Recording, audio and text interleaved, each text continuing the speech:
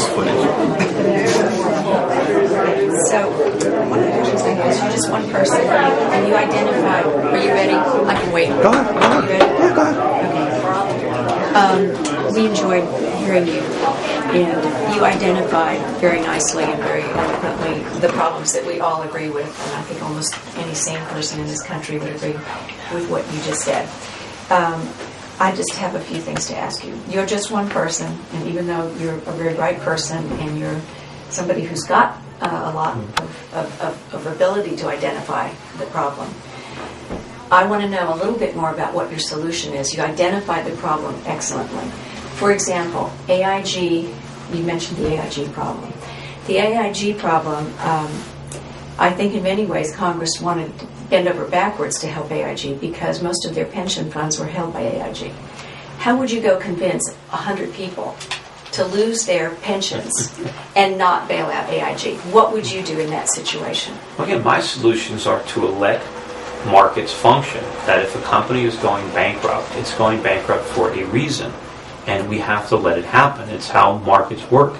Bankruptcy is healthy in a market economy. Companies that are not financially solvent, that are not profitable, they need to go out of business. That's the market's way of purging those companies from the economy so that their resources can be freed up to be utilized more effectively someplace else.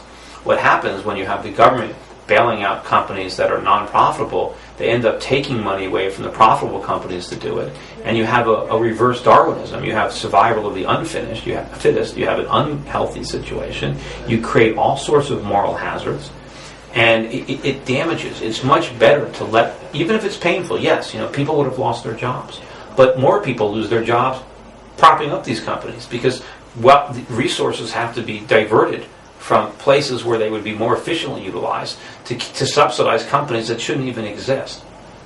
But it's, I got to go to Washington and stand up for those principles, let politicians know that A, they have no constitutional authority to bail out a private company, and A, it's bad economics, in addition to not even being legal. I mean, most of what the government is doing is not legal, but they do it anyway.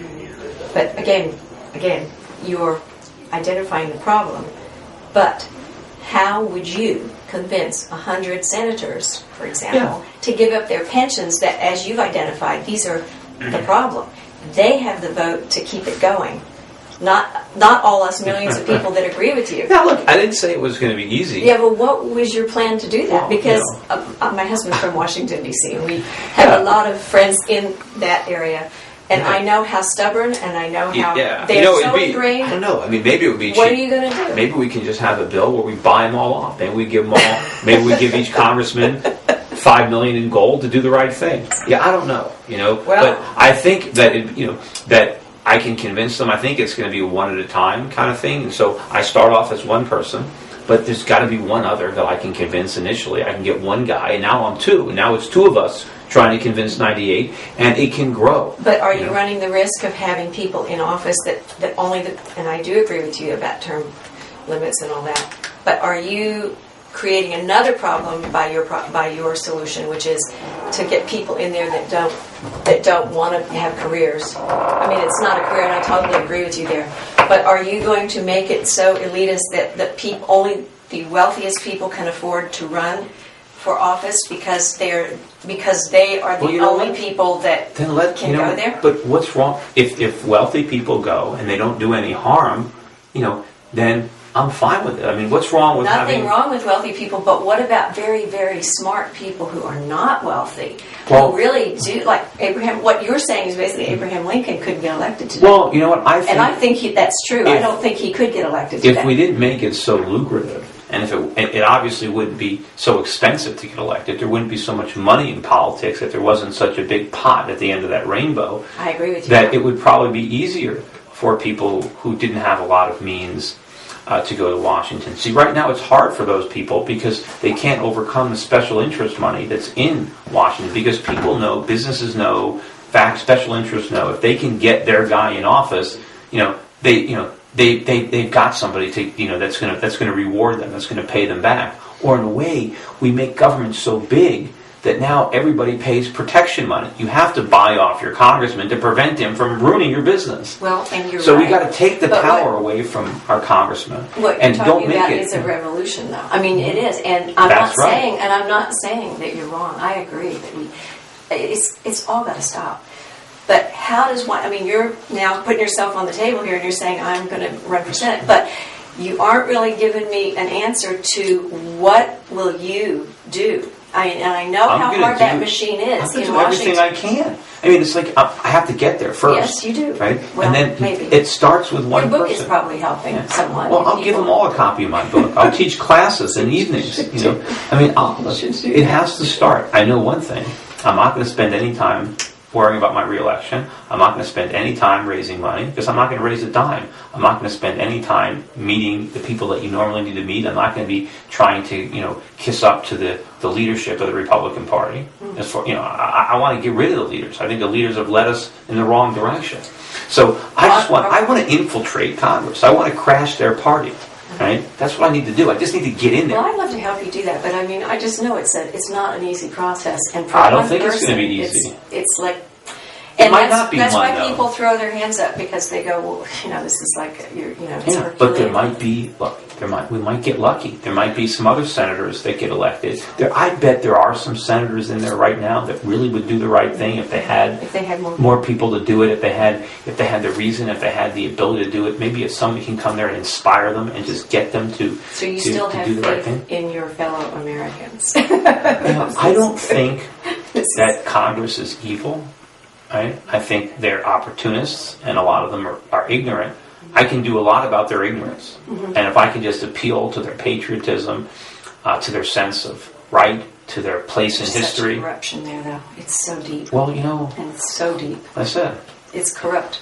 Our Right, country is corrupt. Well, no And kidding. it's bankrupt. And it's, you're a good man, I think, and you have good intentions, and it's hard to realize that you're going to go in there and hit a brick wall. While we're talking about that, while you were talking about this revolution and everything, I happened to be on the phone today with the National Republican Committee, someone in the committee, and I have a concern about the Tea Party people. Now, in that, I think they're like you. They're saying all the right things, and they are seemingly very helpful. However, I've been hearing that they are actually gearing up to run their own candidates. And I was just wondering about what do you feel about that? As a Republican, what do you feel about, should we be aligning ourselves with the Tea Party people, or should we be a little bit afraid that we're setting up a third party, which actually may be a great thing. That may be the thing we need, but what do you think? Ideally, we should have the third party and a fourth party and a fifth party, but it's not going to happen. We don't have the time.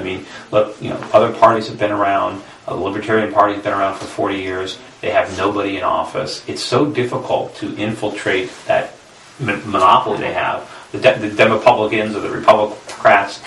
So I think that the Tea Party would be wasting an opportunity if they tried to form a third party. They would get nowhere with it. They wouldn't elect anybody. They've got a lot of followers now. But it's not going to do it. They're not going to be able to beat. I think the best way is to find a party that is most similar to what you want. And from the people that I've met in the Tea Party, most of them want less government. They want lower taxes, less government spending. So certainly they're more at home in the Republican Party. So they have to pick one of the two parties and work within that framework. And if you don't like certain parts of the Republican Party, then change it. When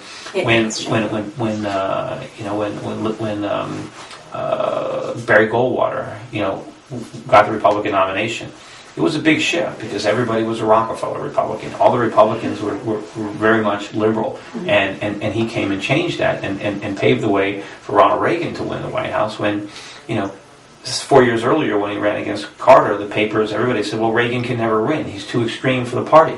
Well, Reagan didn't change. The party changed. The party changed because of Carter. People understood that big government policies that Carter were pursuing were the same type of policies that Nixon pursued. They didn't want that anymore. They wanted something different. So the Republican Party changed. The Republican Party can change again and what they want. And we can change the people we're sending to Washington. And I'm sure it's not just in Connecticut. There are all around the country, people are having these conversations. People from business like me are running for office. Maybe some of these other people will get elected. And if they're not elected in 2010, well, we can elect them in 2012. We've got, another shot at this. We can get rid of President Obama. We can bring somebody who understands this to the White House. I mean, maybe, I don't know, maybe